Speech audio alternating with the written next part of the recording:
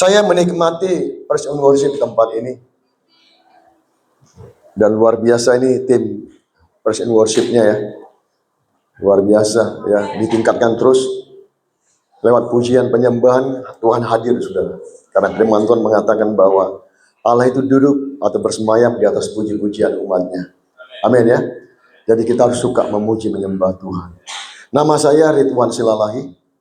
Tadi saya sudah salaman dengan seorang dari Medan, Ibu Uta Julu. Ya, mana tadi Ibu Uta Julunya?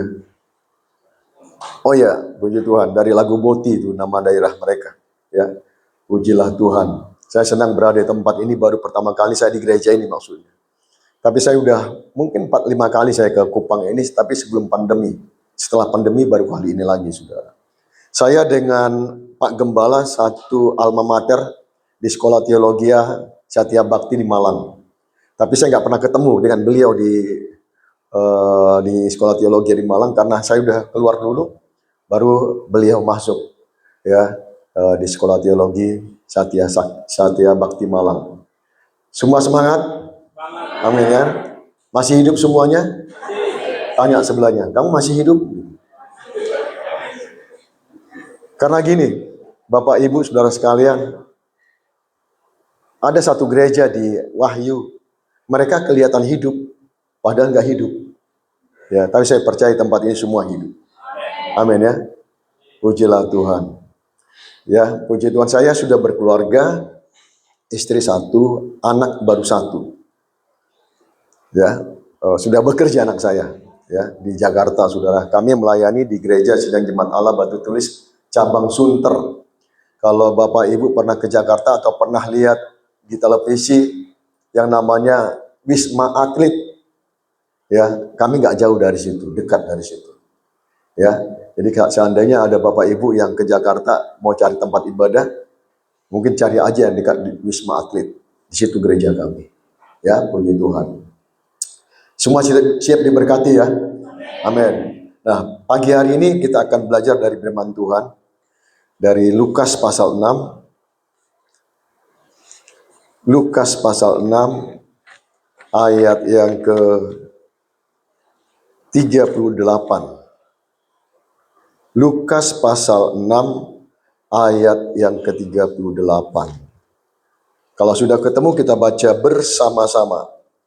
Lukas 6 ayat 38. Sudah ketemu semua? Tolong kasih senyum supaya saya tidak merasa minder dari depan.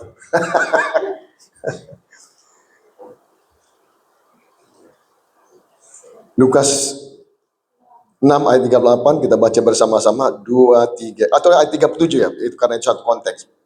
Kita baca bersama-sama 2, 3 ya. Janganlah kamu menghakimi, maka kamu pun tidak akan dihakimi, dan maka kamu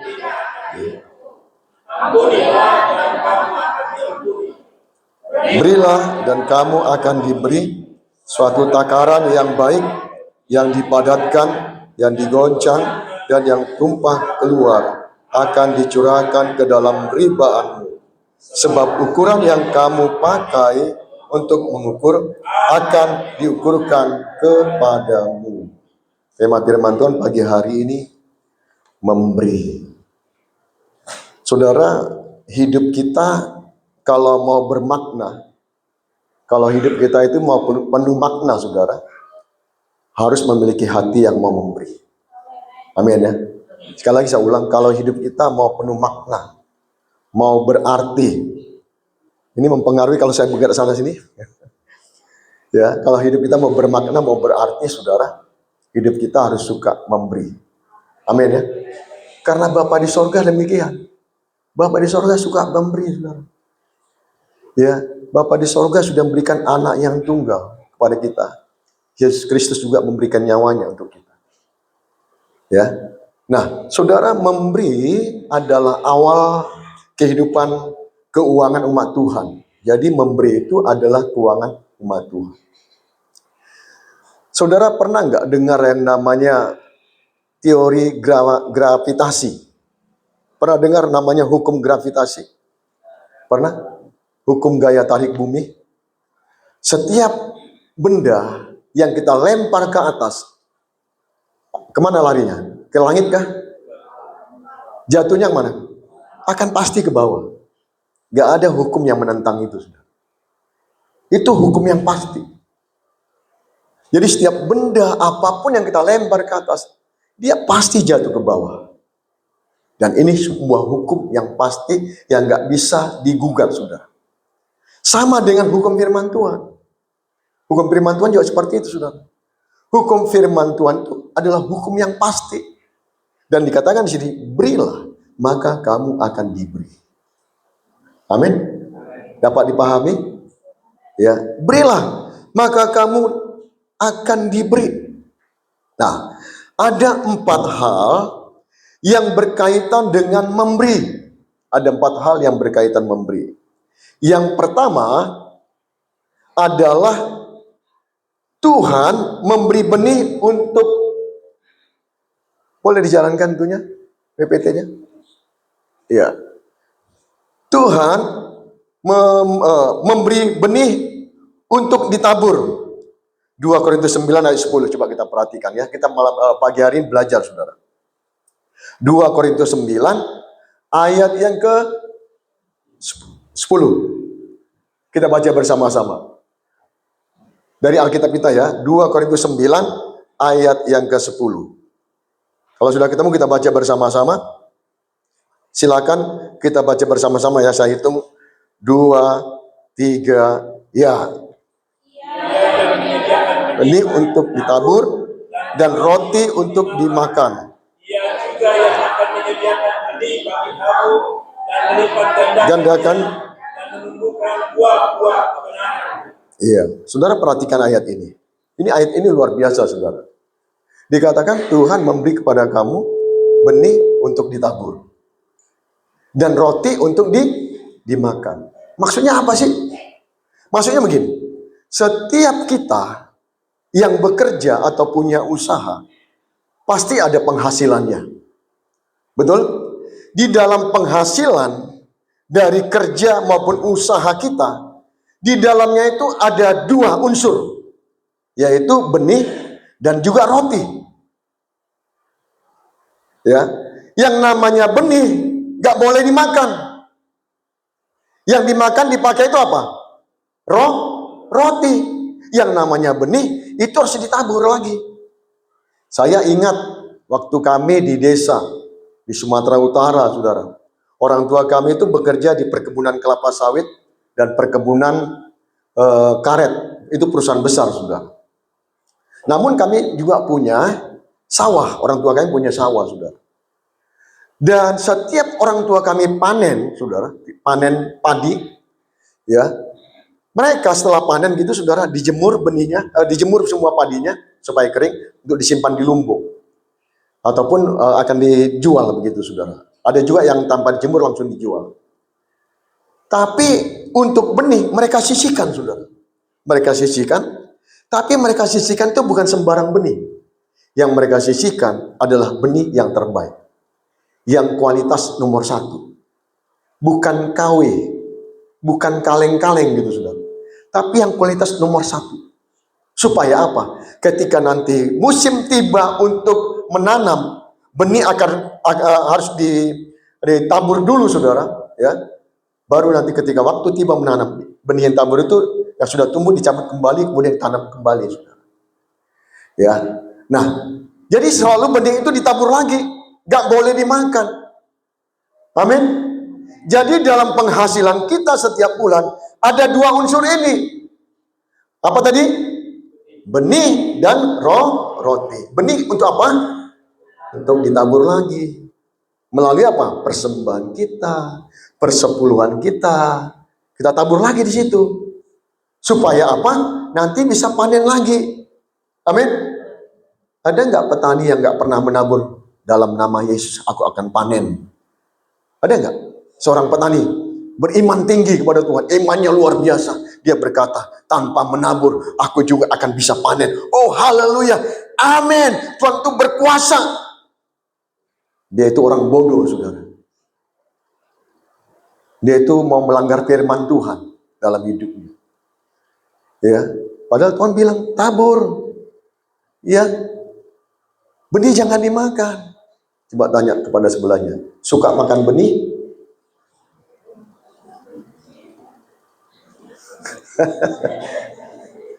Yang tertawa pengalaman, yang diam saja biasanya itu pelaku utama.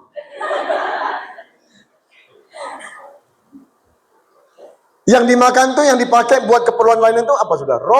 Roti untuk bayar kontrakan, untuk bayar listrik, bayar uang sekolah, untuk kebutuhan dapur, itu diambil dari roti itu, bukan dari benih.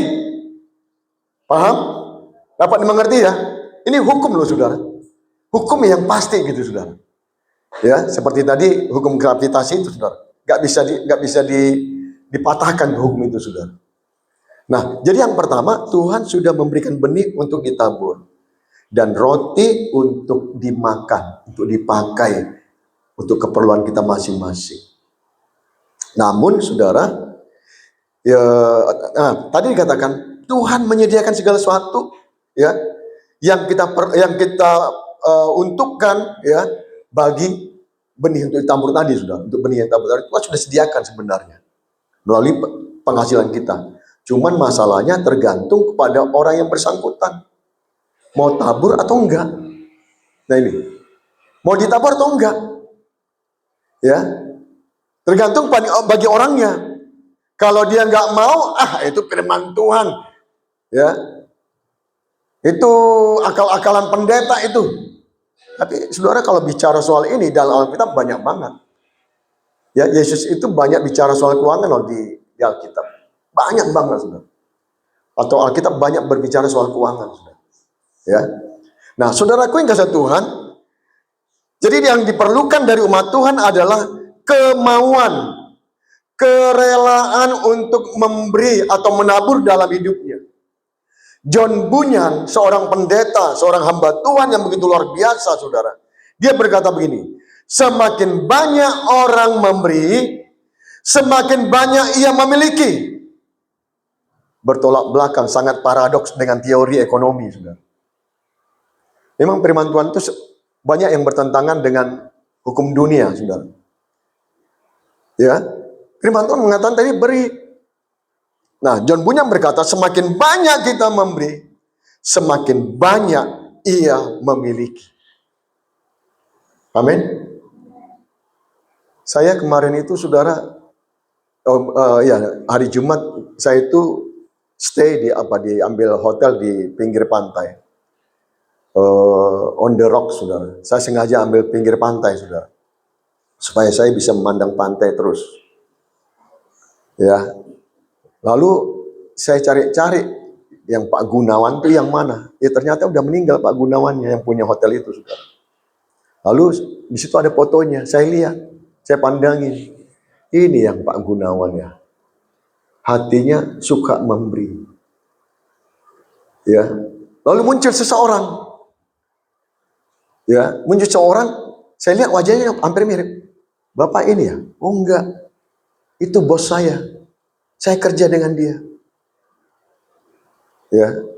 Nah, Pak Gunawan ini, saudara, seorang pengusaha yang kalau di Kupang ini pasti dikenal orangnya. Banyak memberi, ya, bagi kalangan masyarakat NTT, saudara, yang hidup di bawah garis kemiskinan.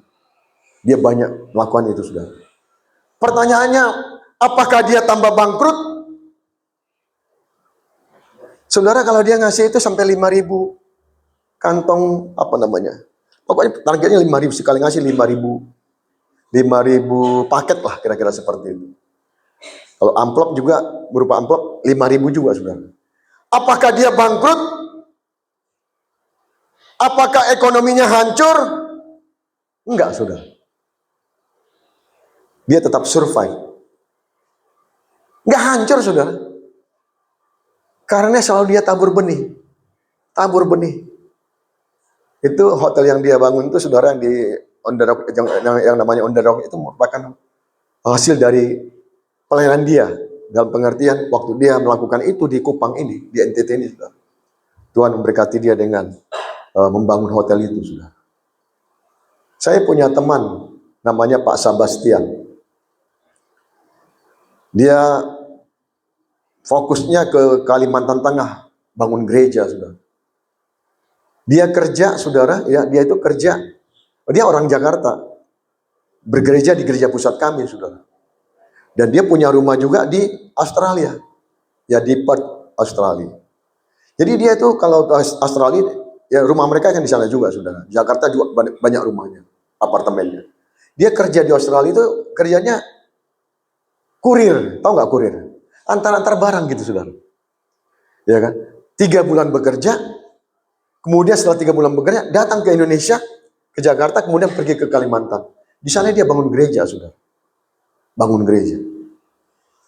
Waktu saya datang 23 tahun yang lalu diajak dia, saya pikir gini, ngapain nih Pak Sebastian bangun gereja di tempat seperti ini, gak ada orang. 23 tahun yang lalu, saudara. Ya, 2 minggu yang lalu saya baru pulang dari sana, diajak dia lagi, saudara. Sudah ada 15 gereja dan sudah banyak jemaatnya, saudara. Kalau bangun gereja itu, saudara, beli tanahnya seperti ini, luasnya besar seperti ini. Ya, seperti gereja ini, saudara. Lalu pendetanya, ya, disupport dengan peternak, suruh beternak gitu, saudara. Ya, kemudian kalau ada lahan yang bisa dipakai, dibelikan traktor supaya bisa ditanam sesuatu gitu, saudara. Dan dia waktu kami pulang dari Kalimantan Tengah itu, saudara, waktu kami di pesawat, dia cerita begini, Pak Ridwan, waktu perayaan ulang tahun ke-25 pelayanan Des Ministry ini, saya undang istri saya, anak-anak saya datang ke Kalimantan. Dan saya kumpulkan mereka. Dia punya anak 2, saudara. Lalu dia bilang begini, saya kumpulkan mereka, istri dan anak saya.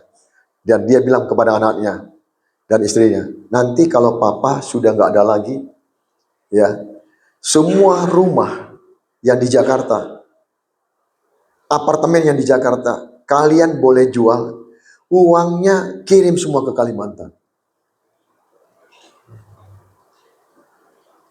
Dia lakukan itu, saudara. Dia bilang gitu pada anaknya. Orang istrinya dan anaknya setuju, mendukung. Dan uangnya itu, saudara, kalau ke Kalimantan, MM-an, saudara. Bukan hanya ratusan rupiah, enggak, MM-an. Beli satu tempat itu dan gerejanya itu MM-an, saudara. Bayangkan 15 gereja, saudara. Ya, waktu kami melihat satu tempat yang baru dia beli, untuk kami lihat untuk mau dibangun, saudara. Pak Ridwan, ini tempat yang kami mau bangun lagi. Tempat ruang pertemuan bisa dipakai buat umum. Free, nggak bayar. Ya, melalui ini nanti kami juga rindu ada orang-orang yang belum percaya bisa pakai tempat ini dan mereka boleh mengalami kasih Tuhan di tempat ini. Lalu dia telepon anaknya ke Australia. Ya, namanya Debbie. Saya dengar teleponnya. Deb, bagaimana kabar? Baik, Pi. Papi di mana? Pikirnya kan dia masih di Jakarta, sudah. Oh, Papi sekarang udah di Kalimantan. Nih, lihat nih tanah yang baru dibeli nih. Ini udah tukang-tukang udah Papi bawain dari Jakarta, dari Jawa. Ya. Deb, bantu ya, bantu bangun ya. Nanti bantu Papi ya, bangunin ini. Itu eman, saudara, untuk bangunnya. Anaknya bilang, siap Papi, siap bantu. Mereka nggak kekurangan, saudara. Anak-anaknya bekerja di tempat yang semua, waduh, bagus-bagus. 2 orang anaknya perempuan, kerjanya bagus, saudara. Ya, karena papanya memang sudah luar biasa mempertaruhkan hidupnya untuk melayani Tuhan. Dia banyak memberi, saudara. Nggak bangkrut dia, saudara. Nggak bangkrut. Tambah survive. Anak-anaknya juga luar biasa diberkati Tuhan. Jadi benar apa kata firman Tuhan, saudara. Kalau kita belajar menabur, itu hukum tabur tuai akan terjadi, saudara. Amin. Saudara tahu nggak hukum tabur tuai? Apa yang ditabur akan dituai, akan menuai apa yang ditabur. Nah, saudaraku yang kasih Tuhan, itu yang pertama. Yang kedua, alasan orang memberi itu sih apa? Alasan orang memberi, ya. Alasan orang memberi.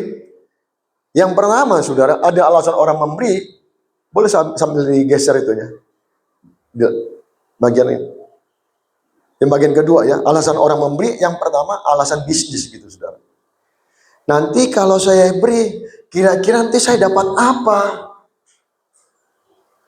Pernah nggak begitu?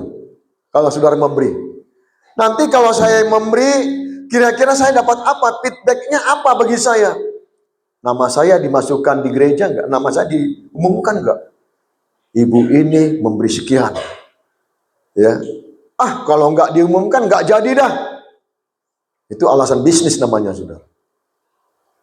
Ya, nanti saya dapat apa lagi kalau saya memberi? Tujuan memberi bukan untuk mendapatkan sesuatu, saudara. Amin. Harus dengan ketulusan hati. Ya, itu alasan bisnis seperti itu, saudara. Lalu itu nggak sesuai dengan firman Tuhan. Yang kedua, ada alasan yang namanya alasan sedekah. Sedekah itu asal memberi saja. Di Kupang ini adakah pengamen? Ada. Di resto gitu atau pinggir jalan. Iya kan? Sama Jakarta. Nah, pengamen ini kalau waktu di Jakarta gitu, saudara ya. Kalau kita makan di restoran, suka datang pengamen, ya kan? Lalu nyanyi, lalu nyanyinya itu lagu-lagu lama gitu, saudara.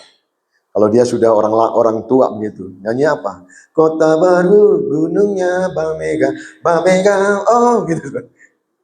Telinga kita nggak enak dengar, saudara. Udah ganggu kita ngobrol gitu kan. Kita lagi sharing, dia datang nyanyi, saudara. Bukannya menambah suasana baik, saudara, enggak. Telinga kita nggak enak dengar. Lalu supaya dia pergi, kita kasih berapa biasanya dari kantong kita? Berapa ribu? 2.000? 2.000? Iya, udah bagus itu 2.000. Karena sedekah, ya kan? Kita kasih bagi dia. Dalam hati apa? Dalam hati kita. Yang penting lu jangan balik lagi ya, pergi cepat. Mengganggu. Tapi dalam realitasnya, saudara, memang dia nggak datang balik lagi. Datang orang lain lagi yang nyanyi. Tapi gitarnya sama. Hanya orang yang beda. Gitarnya sama. Tahu nggak artinya gitar sama? Saling meminjam mereka. Mereka satu tim sebenarnya. Ya. Akhirnya daripada ganggu lagi, aduh, kasih lagi, rogoh lagi 2.000. Udahlah, pergilah, yang penting jangan ganggu lagi dah. Ya, kasihlah berapa? 2.000. Di gereja kan bisa terjadi seperti itu juga. Diumumkan kita akan Natal. Berulang-ulang kali diumumkan akan Natal.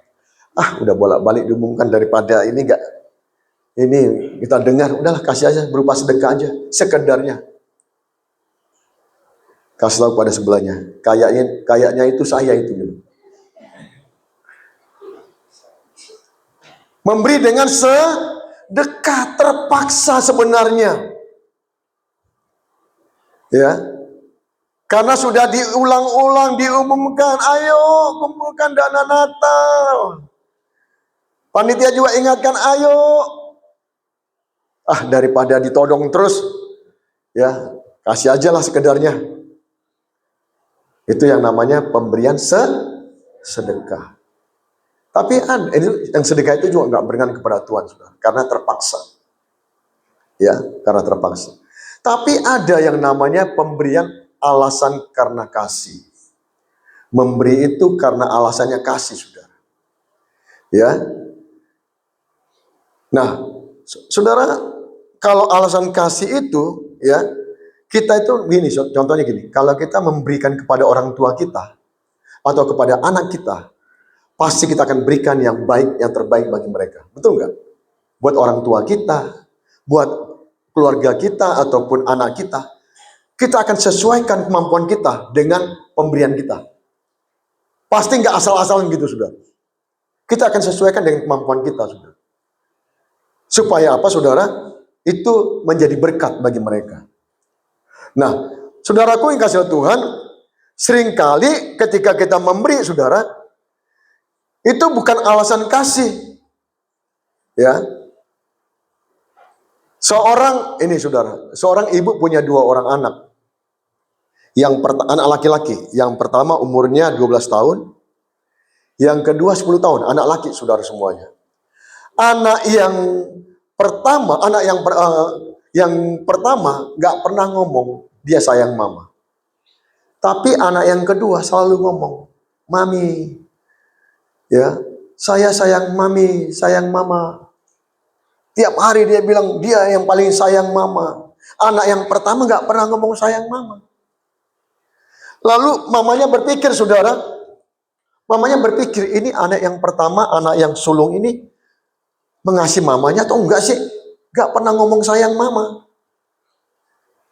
Anak yang kedua saja yang sering ngomong sayang mama. Dia agak mencurigai anak yang pertama ini, saudara. Agak meragukan gitu, saudara. Ini anak sayang mamanya atau kagak sih kalau orang Jakarta ngomong gini, saudara. Nah, suatu kali, saudara, anak yang pertama ini yang umur 12 tahun ini, saudara, di sekolah, temannya ada yang merayakan ulang tahun. Ya, merayakan ulang tahun. Dan waktu anak ini yang berulang tahun, saudara, dirayakan, mamanya dari anak yang berulang tahun itu siapkan bingkisan makanan buat dibagi-bagikan kepada teman-teman dari anak yang berulang tahun itu. Lalu ketika sudah selesai ulang tahun, dirayakan, dibagilah bingkisan itu, saudara. Nah, anak si ibu tadi, saudara, yang tidak pernah ngomong sayang mama, ya lihat itu bingkisan, ada banyak makanan, ya makanan kue kering, saudara, ada banyak minuman yang bagus, yang baik, ya. Tapi dia bilang, aduh, aku mau kasih mama aja nih. Dia nggak mau buka, saudara. Dia pulang sekolah, dia langsung cepat pulang dari sekolah. Dia ketuk pintu rumah, mamanya buka pintu, kemudian dia bilang, "Mama, ini buat mama." Mamanya kaget, mamanya shock. Kemudian saudara, mamanya dia peluk itu anak. "Nak, ternyata kamu sayang mama. Mama pikir selama ini kamu gak sayang mama, kamu gak pernah ngomong sayang mama. Tapi mama sekarang tahu bahwa kamu itu sayang mama." Lewat apa, saudara, mama yang tahu? Lewat apa yang diberikannya itu, saudara. Dia memberikan itu karena kasihnya kepada mamanya. Pertanyaannya, apakah si ibunya bisa membeli barang itu? Bisa nggak? Bisa. Apakah dia membutuhkan barang itu? Bisa ya, bisa enggak. Betul nggak? Tapi yang dilihat dari mamanya ini adalah sikap hati anaknya yang pertama ini, yang penuh kasih, mau memberikan sesuatu buat mamanya. Itulah bentuk kasihnya kepada mamanya. Bukan sekedar ngomong, "Aku sayang mama." Bukankah banyak orang Kristen berkata tiap hari, bahkan tiap minggu di gereja, "I love you, Lord." Aku mengasihi Engkau, Tuhan. Tapi kita dalam hal memberi kepadanya, kita hitung-hitungan, saudara. Apakah Tuhan memerlukan persembahan kita? Tuhan gak perlukan persembahan kita. Jangan pikir Tuhan itu pengemis, saudara. Firman Tuhan bilang, langit adalah tahtanya, bumi adalah tumpuan kakinya. Apa yang ada di langit di sorga sana, dan bumi yang ada di bumi, milik Dia, saudara. Amin. Tapi yang Tuhan lihat adalah ketika umatnya menabur, memberikan persembahan kepada Dia, yang Tuhan lihat adalah kasih dari orang tersebut. Yang Dia lihat, itu yang Tuhan lihat, saudara. Kasih dari orang tersebut yang memberikan kepada Tuhan dan mengatakan, "Tuhan, aku mengasihi Engkau." Untuk mengungkapkan kasihku kepada Engkau, salah satu bentuknya adalah aku memberikan persembahan kepada Engkau, ya Tuhan, karena aku mengasihi Engkau dalam hidupku. Konsep memberi harus seperti itu, saudara. Amin. Bukan karena alasan bisnis, bukan karena alasan sedekah, tetapi oleh karena alasan kasih kepada Tuhan. Amin. Saya khotbah di sini nggak diberikan tema oleh Pak Gembala. Saya berdoa, Tuhan, apa yang mau sampaikan di gereja ini? Saya belum pernah di tempat ini. Saudaraku yang kasih Tuhan, Derek Sprint, seorang hamba Tuhan juga, saudara, penulis buku yang terkenal. Dia berkata begini, semakin kita mengasihi Tuhan, semakin banyak yang kita berikan kepadanya. Amin. Apakah itu waktu kita? Tenaga kita, saudara? Apa yang ada pada kita? Kita mau belajar mempersembahkannya, memberikannya kepada Tuhan dalam hidup kita. Saya yakin semua udah mengalami kasih Tuhan dalam hidupnya. Amin. Tidak ada yang tidak mengalami kasih Tuhan. Tapi apakah kita benar-benar mengasihi Tuhan dalam kehidupan kita? Yang mana kita seringkali ngomong, Tuhan aku mengasihi Engkau. Kalau dalam bahasa Koreanya, Tuhan, ai holong do rohaku Tuhan. Itu bahasa Koreanya, saudara. Ya, aku mengasihi Engkau Tuhan. Bahasa Korea itu maksudnya bahasanya Ibu Tajulu. Banyak kali kita ngomong gitu, Tuhan aku mengasihi Engkau. Tapi waktunya nggak diberikan buat dia. Tenaganya nggak dipakai untuk melayani dia. Hanya tahu mengkritik pelayanan. Nggak berbuat apa-apa, tapi paling banyak cincong. Tahu nggak cincong? Paling banyak ngomong. Nggak buat apa-apa. Tapi ngomong, aku mengasihi Engkau Tuhan. Oh haleluya. Sebentar, oh haleluya. Kasih itu bukan seperti itu. Kasih itu harus diwujudkan dengan realita, saudara. Amin. Ada lagu dunia ngomong gini.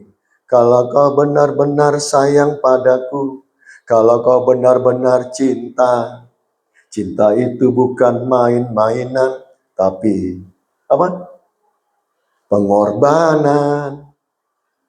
Itu lagu Kos Plus kalau nggak tahu salah itu. Kalau generasi yang ini udah nggak tahu itu. Kalau generasi ibu mungkin masih tahu. Ya. Coba bayangkan kalau Yesus seandainya nyanyi gitu saudara. Nyanyi itu nyanyikan gitu pada kita gitu. Kalau kau benar-benar sayang padaku, kalau kau benar-benar cinta, cinta itu bukan main-mainan, tapi pengorbanan. Wah, mungkin kita akan terkesima. Tuhan benar juga ya. Tapi nggak nyanyi itu, saudara.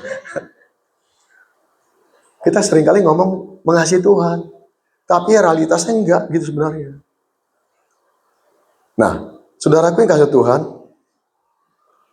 anak yang tadi yang memberikan bingkisan kepada mamanya itu, saudara. Itulah contoh orang yang mengasihi mama. Dan kalau kita kaitkan dengan kita, itulah contoh bagi kita. Yang kalau kita mengasihi Tuhan, kita akan berkata, Tuhan ini hidupku. Aku persembahkan kepada Engkau karena aku mengasihi Engkau. Amin. Karena aku mengasihi Engkau, Tuhan, aku persembahkan hidup. Yang ada padaku, semuanya milikmu. Ku persembahkan seluruh hidupku di mezbamu.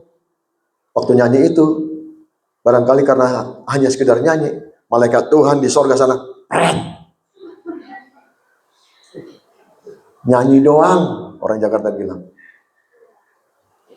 Lu hanya tahu nyanyi, prakteknya enggak. Hanya kau, apa lagi? Hanya kau, tempatku berharap. Oh, this okay. Tempat kita berharap, oke. Benar enggak? Apa yang kita miliki, kita bilang, Tuhan ini milikmu, Tuhan. Aku hanya sebagai manajemennya aja, manajernya aja. Tapi itu semua milikmu, Tuhan. Bagian ketiga. Masih ada waktu? Mau pulang? Saya khotbah lama loh, saudara. Yang ketiga, sikap hati ketika memberi persembahan. Nanti tolong bagian media bantu buka ayatnya ya, biar cepat ya. 1 Tawarik 29 ayat 3 sampai dengan 9. Nanti kita baca dari depan saja. 1 Tawarik 29 ayat 3 sampai dengan 9. Tolong dibantu bagian media, kita baca dengan cepat ya. Bisa?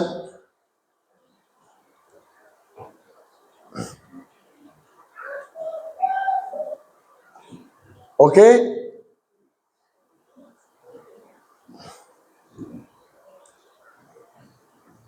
9, 1 Tawarik 9, 29 ya.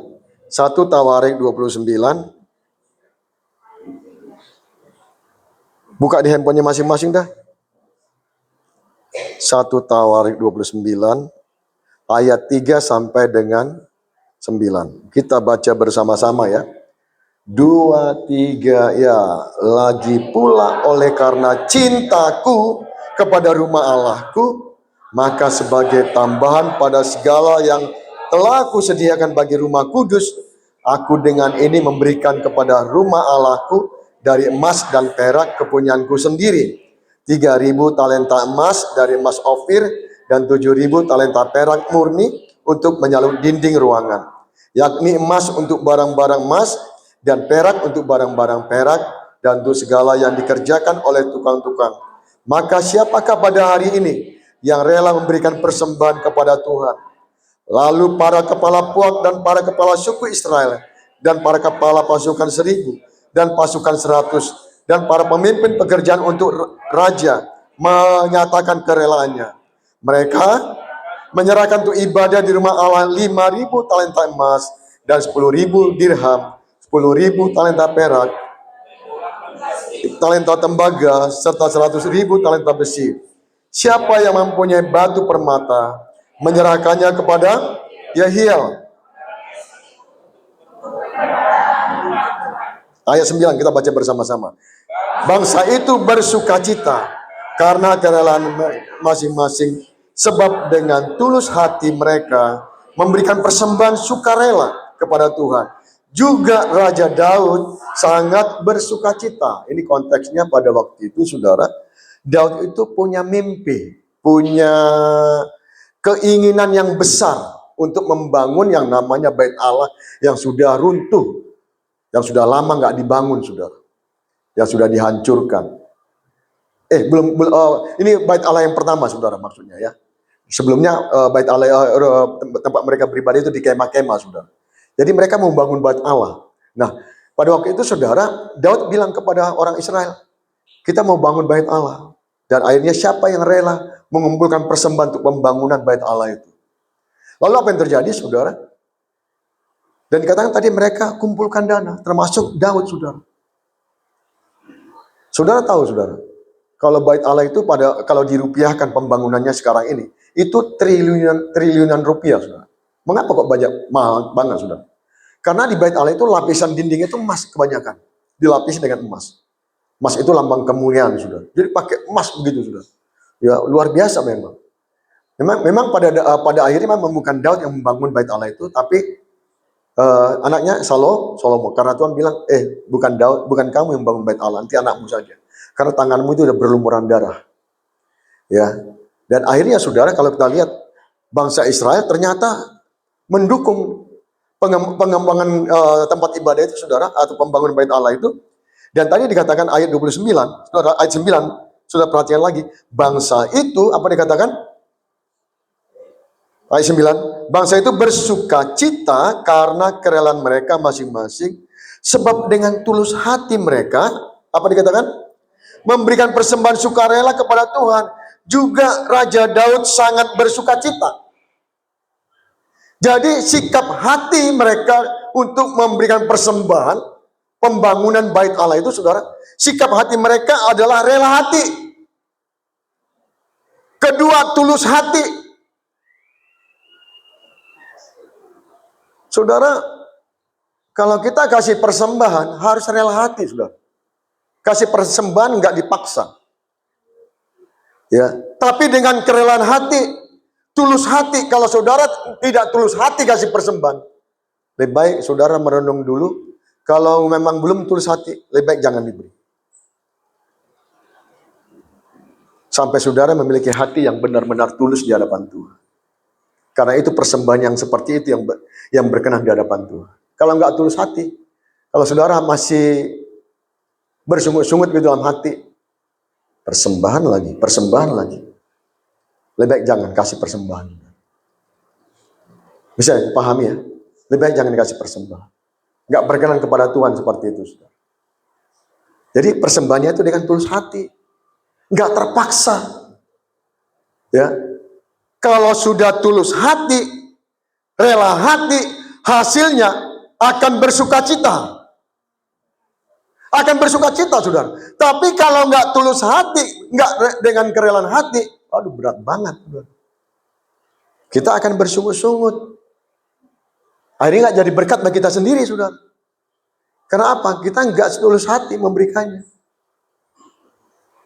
Nah, saudaraku yang kasih Tuhan, itu sikap hati ketika memberi adalah rela hati. Yang kedua, tulus hati, lalu menghasilkan sukacita. Nah, sikap berikutnya, ayat yang ke-13 kita perhatikan. Ayat 13, kita perhatikan bersama-sama. Kita baca bersama-sama ya. 2, 3, ya. Sekarang ya Allah, kami bersyukur kepadamu dan memuji namamu yang agung itu. Sebab siapakah aku ini dan siapakah bangsaku, sehingga kami mampu memberikan persembahan sukarela seperti ini. Sebab daripadamu lah segala-galanya, dan dari tanganmu sendirilah persembahan yang kami berikan kepadamu. Tolong disimak baik-baik, saudara. Sikap hati mereka yang dimulai dari Daud, saudara. Sikap hati yang apa, saudara? Rendah hati. Dia bilang begini, Tuhan, siapa aku ini? Siapa bangsamu ini, Tuhan? Yang bisa bawa persembahan sukarela seperti ini. Ketika dikumpulkan memang saudara, luar biasa banget. Karena apa? Mereka sukarela. Mereka nggak terpaksa, saudara. Jadi hasil dari persembahan itu melimpah, saudara. Dan Daud berkata, Tuhan, siapa sih aku ini? Siapa sih bangsamu ini, bangsa Israel ini, Tuhan, yang mana bisa memberikan persembahan sebesar ini kepada Engkau? Lalu Daud bilang begini, Tuhan, semua yang kami persembahkan ini bukan dari kami. Bukan dari kami, tapi itu daripadamu. Apa yang kami berikan kepadamu, Tuhan, itu bukan karena kami, itu karena daripadamu semuanya. Kalau kita kasih persembahan kepada Tuhan, bilang, Tuhan, ini persembahan, ini sebenarnya dari Engkau, Tuhan. Bukan dari aku, tapi Engkau yang memberikannya kepadaku. Konsep memberi harus seperti itu, saudara. Amin. Supaya berkenan kepada Tuhan. Banyak kali orang ketika memberi itu, saudara, merasa petantang-petenteng gitu, saudara. Tahu nggak petantang-petenteng? Gua yang kasih persembahan yang besar di gereja ini. Makanya jangan macam-macam. Ya, kalau macam-macam tahu sendiri nanti. Seperti dia mau merendahkan Tuhan, saudara. Hati-hati yang seperti itu. Saya mau mengatakan Tuhan bisa bangkitkan orang lain. Amin. Kalau ada yang petantang-petantang kasih persembahan kepada Tuhan, itu udah siap-siap gak panjang, saudara. Ya, Tuhan bisa ganti dengan orang lain. Kalau engkau dipakai Tuhan dengan salah satu karunia memberi, tetap rendah hati dalam hidupnya, saudara. Amin. Karena yakin Tuhan, semuanya yang ada padaku itu Tuhan, semuanya daripada. Bahkan persembahan yang aku berikan hari ini, itu daripadamu, Tuhan. Bukan karena kerja kerasku, tapi daripadamu, Tuhan. Amin. Kasih tahu kepada sebelahnya, kalau memberi tetap rendah hati ya, gitu. Ngomong kepada sebelahnya. Amin. Nah, saudara yang ke bagian keempat, bagian terakhir. Masih semangat? Masih? Bagian terakhir, saudara. Kalau udah bagian terakhir, udah bangkit lagi nih. Yang keempat, berilah yang terbaik. Yohanes 3:16 berkata, karena begitu besar kasih Allah akan dunia ini, sehingga dia mengorbankan anaknya, mengaruniakan anaknya yang tunggal, supaya setiap orang yang percaya kepadanya tidak binasa, melainkan beroleh hidup yang kekal. Lihat ini, saudara. Karena begitu besar. Ya, Karena begitu besar kasih Allah akan dunia ini. Kasihnya tanggung nggak, saudara? Begitu besar, unlimited. Karena kasih yang begitu besar itu dia korbankan, dia serahkan, dia karuniakan anaknya yang tunggal kepada orang berdosa, kepada kita semuanya, supaya setiap orang yang percaya kepadanya tidak binasa, melainkan beroleh hidup yang kekal. Lihat itu, pemberian Allah itu yang terbaik loh, saudara. Anaknya, saudara, dikorbankan untuk kita, saudara. Kalau ada yang bilang begini, Bapak, kasihlah yang terbaik lagi dalam hidupku.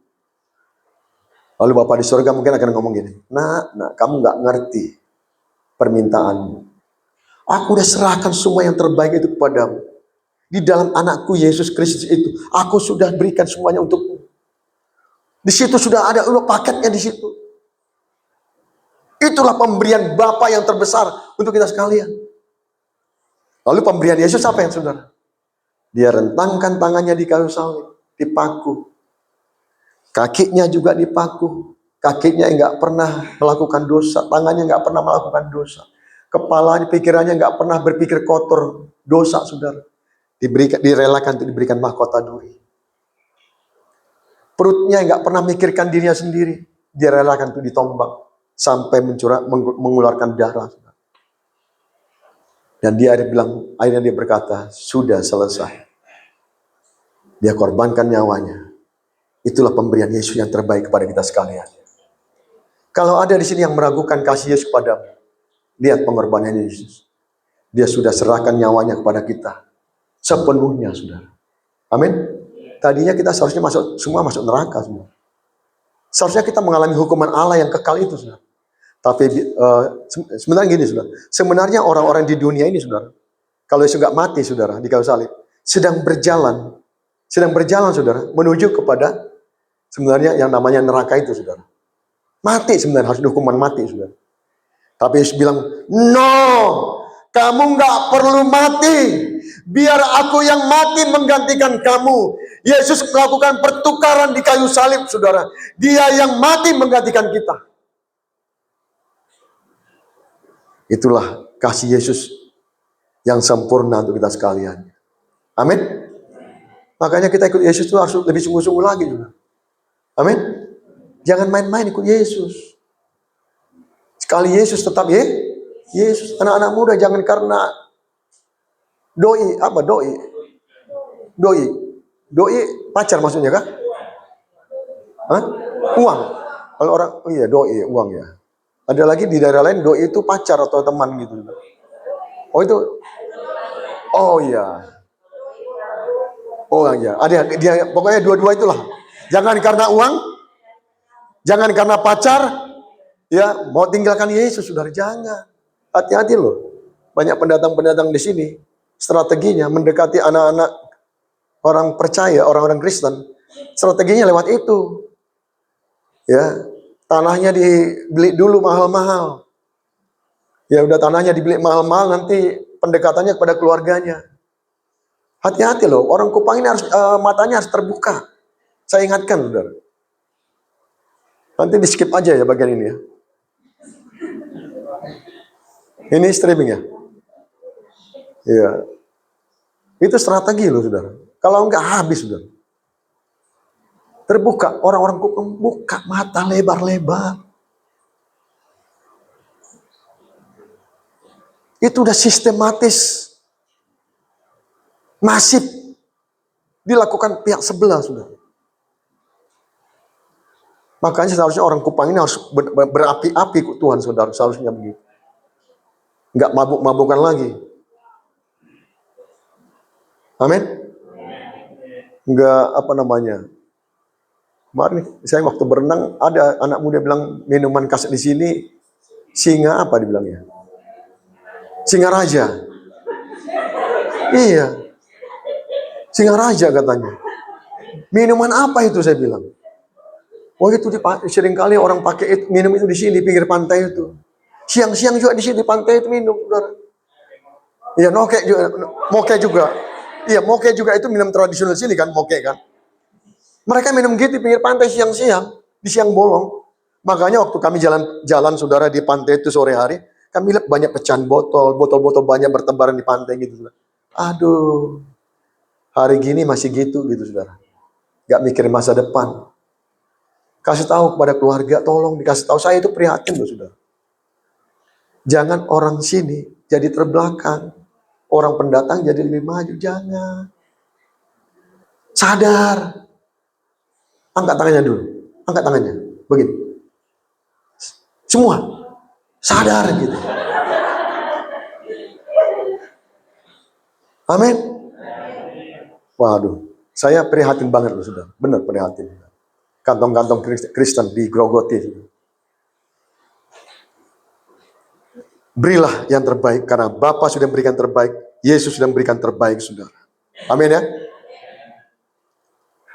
Yesus berkata begini, lebih berbahagia memberi daripada menerima. Saudara menerima berbahagia enggak? Bahagia. Kalau ada yang ngasih kepada saya bahagia saudara. Tapi firman Tuhan bilang begini, lebih berbahagia memberi daripada menerima. Coba kita praktek dulu. Coba angkat tangannya. Sama-sama ngomong ya. Lebih berbahagia memberi daripada menerima. Lagi. Lebih berbahagia memberi daripada menerima. Kayaknya agak gini, agak lambat. Agak susah gitu. Tapi gininya cepat. Kalau kita mau mengikuti hukumnya firman, ayo kita praktek sudah. Amin ya. Di Kompria saya bicara, kemarin tuh KKR di Kompria, saya bicara soal persepuluhan saudara. Karena persepuluhan itu akhir-akhir ini jadi pertentangan gitu, jadi kontroversi saudara. Karena bermunculan pengkhotbah-pengkhotbah yang pragmatis, oportunis saudara. Yang namanya pengkhotbah pragmatis itu saudara, dan oportunis. Itu adalah pengkhotbah yang demi konten. Ujung-ujungnya uang saudara.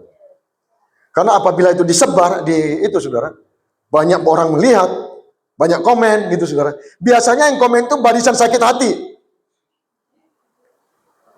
Hati-hati dengan pengkhotbah yang seperti itu saudara. Itu demi konten. Enggak murni. Mereka berkata bahwa persepuluhan itu untuk zaman dulu, yaitu zaman hukum Taurat. Tapi saudara tahu nggak, ratusan tahun sebelum hukum Taurat ada, Bapak Abraham sudah kasih persepuluhan kepada Melkisedek. Melkisedek itu adalah teofani, penampakan diri Yesus saudara. Yesus kan belum datang ke dunia. Itu teofani, penampakan diri Yesus saudara, melalui Melkisedek itu. Jadi Abraham itu kasih persembahan kepada itu, Yesus yang muncul lewat Melkisedek itu saudara. Itu ratusan tahun sebelum hukum Taurat ada saudara.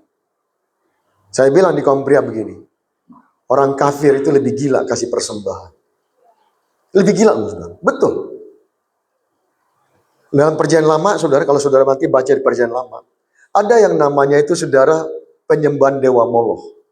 Kalau saudara nanti di rumah, coba googling ya, dewa Moloch, nanti muncul gambarnya. Ya, di situ ada bayi atau anak kecil, ya itu diserahkan kepada dia gitu. Jadi tuntutan dewa Moloch itu saudara, penyembah dewa Moloch, kalau benar-benar menjadi penyembah dewa Moloch, korbankan anaknya. Ya, itu zaman itu termasuk orang Israel jatuh juga dalam dosa itu, saudara. Dewa Moloch, penyembah dewa Moloch. Jadi ketika mereka menyembah dewa Moloch, saudara, saya kasih contohnya gini. Di sini sudah ada mesbah pembakaran. Di depannya ada patung dewa Moloch. Ya, patungnya besar itu, saudara. Lalu si penyembahnya, anaknya sudah dipersiapkan. Tangannya diikat ke belakang. Ya. Lalu diangkat anaknya itu saudara. Dewa Moloch, karena aku mengasihi engkau. Sebagai wujud kasihku kepada engkau, aku korbankan anakku ini kepada engkau. Aku berikan yang terbaik bagi engkau. Ini persembahan buat engkau Dewa Moloch. Lalu diletakkan di perapian itu saudara. Waktu diletakkan, anak itu saudara menangis, papa sakit, papa panas, sakit, papa sakit, papa tolong, papa sakit, papa panas, sakit, sakit, sampai gak kedengar suaranya, dia mati terbakar saudara. Papanya merasa udah puas. Inilah persembahanku kepada Engkau, Dewa. Banyak orang Kristen bolak-balik mengumbar kata-kata, Tuhan, aku mengasihi Engkau. Tapi soal bicara persepuluhan masih terus menjadi bahan kontroversi. Saya katakan jangan percaya kepada pengkhotbah yang oportunis itu, saudara. Yang demi konten itu, saudara. Mereka tidak memikirkan etika. Yang akhirnya merusak iman jemaat, saudara. Yang merugikan gereja Tuhan. Jangan saudara terpengaruh dengan konten-konten seperti itu. Saya bisa mengatakan, jamin saudara, mereka itu adalah penyesat-penyesat di akhir zaman. Yakin saudara. Karena mereka hanya bicara soal konten. Mari saudara, untuk Tuhan kita harus berani, saudara. Amin. Banyak orang yang nyinyir gitu, saudara. Memang udah karena zaman medsos gini sih, banyak orang nyinyir, tapi mereka nggak tahu. Mereka itu sedang diperbudak sebenarnya oleh ilah zaman ini. Ya, saudaraku yang kasih Tuhan, malam ini kita harus sadar, kita harus belajar memberikan terbaik kepada Tuhan. Amin. Amin ya. Pernah dengar yang namanya Ratu Inggris? Yang 5 tahun atau 3 tahun yang lalu baru meninggal dunia. Ini mau penutup ini, saudara. Pemusik udah mulai siap maju ke depan. Saudara, Ratu Inggris ini suatu kali dia datang kepada protokoler keamanan. Dia panggil protokoler keamanan. Saya mau ke kastil tempat dia istirahat, saudara. Saya mau jalan sendiri tanpa pengawalan, tanpa protokoler istana. Saya akan jalan pakai pakaian sipil, bukan pakaian kerajaan. Ya, jadi saya minta tidak ada pengawalan. Lalu protokoler keamanan ngomong begini, terpaksa, baik Ratu. Akhirnya pagi itu saudara, si Ratu dia berjalan ke kastilnya, jalan kaki melewati rumah penduduk, saudara. Pakaian sipil, jadi orang lain nggak tahu dia seorang ratu, saudara. Dia pakaian sipil biasa seperti orang awam, saudara. Lalu tiba-tiba datang hujan. Dia datang hujan. Lalu apa yang terjadi? Si ratu ini cepat menepi ke satu rumah. Lalu pintu rumah itu diketuk oleh dia. Lalu dari dalam rumah itu keluar seorang ibu setengah baya, dibuka pintunya separuh gitu, saudara. Ya, dibuka pintunya separuh. Lalu si ratu bilang begini, Bu, permisi ganggu. Boleh nggak saya dipinjamin payung supaya saya bisa melanjutkan perjalanan saya? Si ibu yang di rumah itu, saudara, yang buka pintu separuh itu, saudara, dalam hatinya kesel. Aduh, saya pikir tadi tamu yang penting datang. Ternyata tamunya meminjam payung. Nggak tahu kan saya lagi repot di dapur. Ternyata orang mau minjam payung lagi. Dia kesel, saudara. Lalu apa yang terjadi? Oke lah, saya cari ke belakang. Dia tutup itu pintu, saudara. Dia pergilah ke belakang. Di situ ada gudang, saudara. Ya, dicari-cari. Ada berapa payung di situ, saudara. Tapi di situ, saudara, yang dia cari payung yang sudah butut. Tahu nggak payung butut? Dia ambil sengaja yang butut itu, saudara. Yang kawatnya udah mulai lepas. Yang ada yang sudah lepas, saudara. Tanya sebelahnya, ada payung gitu di rumah? Gitu. Gak ada lagi ya? Udah dijual. Ya. Lalu apa yang terjadi, saudara? Diambillah payung yang butut itu. Dia pergi ke depan, dia buka pintunya separuh lagi. Dia bilang, Bu, ini payungnya, boleh dipinjam. Tapi jangan lupa kembalikan lagi ya. Si ratu bilang begini, baik Ibu, besok pagi saya kembalikan lagi. Saya jamin saya kembalikan lagi. Terima kasih Bu ya. Si ibu itu yang dari rumah, dia diam aja, langsung ditutup pintu itu kencang, saudara. Lalu si ratu itu buka payung itu, saudara. Ternyata bukanya udah susah, kawatnya udah lepas. Akhirnya dia terbongkok-bongkok jalan gini untuk nahan payung itu, saudara. Karena nggak bisa dikunci lagi, harus ditahan gini. Dia jalan pelan-pelan ke kastilnya sementara hujan. Dan agak siang dia tiba di kastilnya. Dia di situ beristirahat. Kemudian malamnya dia pulang, saudara. ya. Dan kemudian besok paginya dia bangun, dia panggil protokoler keamanan di situ, saudara, di istana. Dia panggil lagi. Dia panggil kepada, mari Pak sini sebentar. Ini payung tolong dikembalikan ke alamat ini dan kasih tahu kepada ibu yang ada di rumah itu, Ratu Inggris mengucapkan terima kasih banyak untuk payung yang dipinjamkan kemarin. Kasih tahu kepada dia, Ratu Inggris mengucapkan terima kasih banyak. Lalu si kepala keamanan bawa prajuritnya, mereka naik kuda, langsung ke tujuan. Langsung tiba di rumah si ibu dan pintu rumahnya diketuk. Waktu pintu rumahnya diketuk dan kemudian dari dalam si ibu itu buka pintu separuh, saudara. Dan ketika dilihat, ini prajurit atau pengawal istana, saudara. Dia kaget. Dia pintu semakin terbuka semua, saudara. Tapi dia kaget. Ada apa ini? Dia kaget, saudara. Ada kepentingan apa ini? Kok pengawal istana ada di sini? Lalu prajurit mengatakan, Ibu, Ratu Inggris mengucapkan terima kasih banyak kepada Ibu untuk payung ini yang Ibu pinjamkan kemarin kepada Ratu Inggris. Sekali lagi Ratu Inggris mengucapkan terima kasih banyak kepada Ibu. Waktu dia mendengar yang datang kemarin itu, yang minjam payung itu adalah Ratu Inggris, dia bergumam dalam hatinya. Pernah nonton sinetron enggak? Kalau bergumam gitu, oh seandainya aku tahu yang datang kemarin itu adalah Ratu Inggris, aku akan kasih yang terbaik kepada dia. Suka nonton sinetron? Drakor? Dia bergumam, saudara. Itu pakai detik demi detik itu, saudara. Dan dia pada hari itu merasa menyesal, saudara. Lalu prajurit bilang gini, Bu, kami permisi, ya. Dan akhirnya si ibu itu tutup pintu rumahnya. Tapi hari-hari itu, saudara, dia terus merasa bersalah. Kalau aku tahu yang kemarin itu datang itu adalah Ratu Inggris, aku pasti nggak kasih payung yang butut. Aku pasti kasih yang terbaik buat ratu itu. Pada akhir zaman nanti orang akan bergumam dalam hatinya, kenapa saya selama di dunia tidak memberikan yang terbaik bagi Tuhanku yang telah mati di kayu salib itu.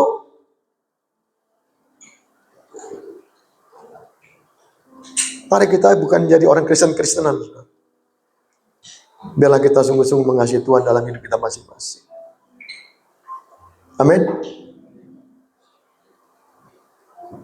Mari kita tundukkan kepala kita. Izin